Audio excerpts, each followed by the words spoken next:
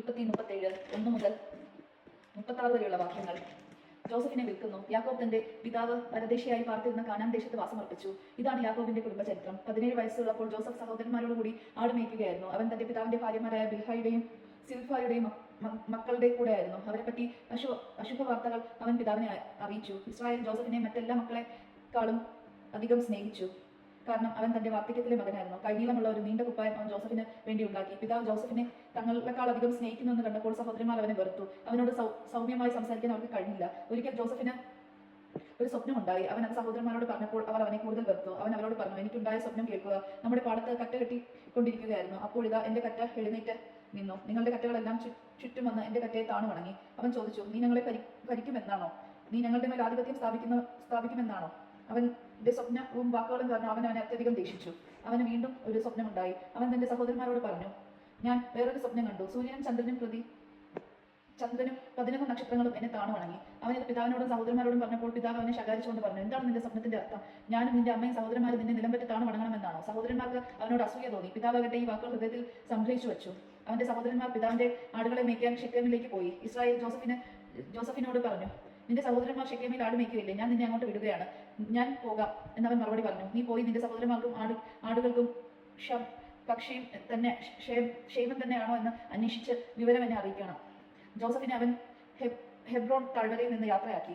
അവൻ ഷെക്കോമിലേക്ക് പോയി. അവൻ വയലിൽ അലഞ്ഞ് തിരിയുന്നത് കണ്ട ഒരാൾ അവനോട് ചോദിച്ചു, നീ അന്വേഷിക്കുന്നത് എന്താണ്? അവൻ പറഞ്ഞു, ഞാൻ എന്റെ സഹോദരന്മാരെ അന്വേഷിക്കുകയാണ്. അവർ എവിടെയാണ് ആട് മേയ്ക്കുന്നത് എന്ന് ദയവായി പറഞ്ഞു തരിക. അവൻ പറഞ്ഞു, അവർ ഇവിടെ നിന്ന് പോകുമ്പോൾ നമുക്ക് ദോത്തിനിലേക്ക് പോകാം എന്ന് അവർ പറയുന്നത് ഞാൻ കേട്ടു. സഹോദരന്മാരുടെ പുറകെ ജോസഫും പോയി. ദോത്തിനിയിൽ വെച്ച് അവർ അവരെ കണ്ടെത്തി. ദൂരെ വെച്ച് തന്നെ അവർ അവനെ കണ്ടു.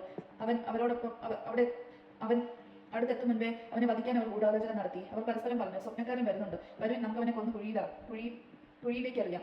ഏതോ കാട്ടാമൃഗം അവനെ പിടിച്ചു തിന്നെന്ന് പറയുകയും ചെയ്യാം. അവന്റെ സ്വപ്നത്തിന് എന്ത് സംഭവിക്കുമെന്ന് കാണാമല്ലോ. റൂബൻ ഇത് കേട്ടു. അവൻ ജോസഫിനെ അവരുടെ കയ്യിൽ നിന്ന് രക്ഷിച്ചു. അവൻ പറഞ്ഞു, നമുക്ക് അവനെ കൊല്ലണ്ട, രക്തം ചിന്തരുത്.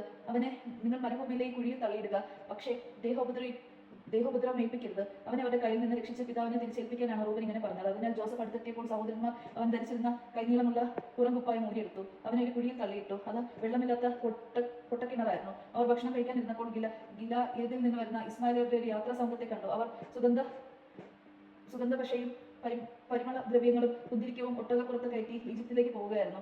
അപ്പോൾ യൂദ തന്റെ സഹോദരന്മാരോട് പറഞ്ഞു, നമ്മുടെ സഹോദരനെ കൊന്ന് അവന്റെ രക്തം മറച്ചു വെച്ചത് കൊണ്ട് നമുക്ക് എന്ത് പ്രയോജനമാണ് ഉണ്ടാവുക? വരുവിൻ, നമുക്ക് അവനെ ഇസ്മായേലിയർക്ക് വിൽക്കാം. അവനെ നമ്മൾ ഉപദ്രവിക്കേണ്ട, അവൻ നമ്മുടെ സഹോദരനാണ്, നമ്മുടെ തന്നെ മാംസം.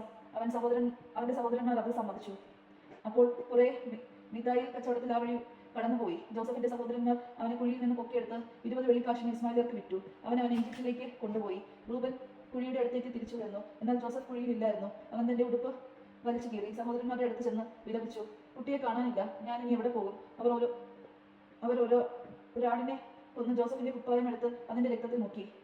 കൈനീളമുള്ള നീണ്ട കുപ്പായം തങ്ങളുടെ പിതാവിന്റെ അടുക്കൽ കൊണ്ടു ചെന്നിട്ട് അവർ പറഞ്ഞു, ഈ കുപ്പായം നിങ്ങൾക്ക് കണ്ടുകിട്ടി, ഇത് അങ്ങയുടെ മകന്റേതാണല്ലോ അല്ലയോ എന്ന് നോക്കുക. അവൻ അത് തിരിച്ചറിഞ്ഞു. അവൻ പറഞ്ഞു, ഇതെന്റെ മകന്റെ കുപ്പായമാണ്.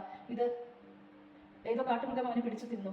ജോസഫിനെ അത് കടിച്ചു കീറി കാണും. യാക്കോബ് തന്റെ വസ്ത്രം വലിച്ചു കീറി ചാക്കെടുത്ത് വളരെ നാൾ തന്റെ മകനെ കുറിച്ച് വിലപിച്ചു. അവന്റെ പുത്രന്മാരും അവനെ ആശ്വസിപ്പിക്കാൻ ശ്രമിച്ചു. എന്നാൽ അവർക്ക് കഴിഞ്ഞില്ല. കരഞ്ഞുകൊണ്ട് തന്നെ പാതാളത്തിൽ എന്റെ മകന്റെ അടുത്തേക്ക് ഞാൻ പോകുമെന്ന് പറഞ്ഞ് അവൻ തന്റെ മകനെ ഓർത്ത് വിലപിച്ചു. ഇതിനിടെ മിദിയാൻകാർ ജോസഫിനെ ഈജിപ്തിൽ ഫറവയുടെ ഒരു ഉദ്യോഗസ്ഥനും കാവൽപ്പടയുടെ നായകനുമായ പൊത്തിഫറിന് വിറ്റു. ദൈവജനമാണ് നാം കേട്ടത്. നമുക്ക് ദൈവത്തെ സ്തുതിക്കാം. ക്രിസ്തുവിനെ സ്തുതി.